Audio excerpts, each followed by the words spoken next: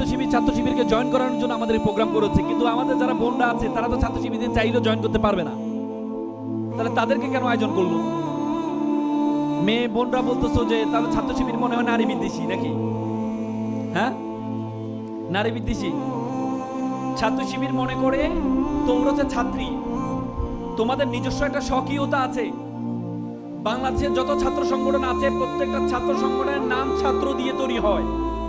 যেমন কেউ যদি ছাত্র দল করে, তুমি একটা মেয়ে যদি ছাত্র দলে জয়েন করতে চাও, তাহলে তোমার যে ছাত্রীকে বিসর্জন দিয়ে তোমাকে পরিচয় দিতে হয় আমি ছাত্র দলের কর্মী। ছাত্র শব্দটা কি কমন জেন্ডার? ছাত্র শব্দটা কি কমন জেন্ডার? হ্যাঁ নাকি ম্যাসকুলিন জেন্ডার? আর ফেমিনিন জেন্ডার হচ্ছে ছাত্রী।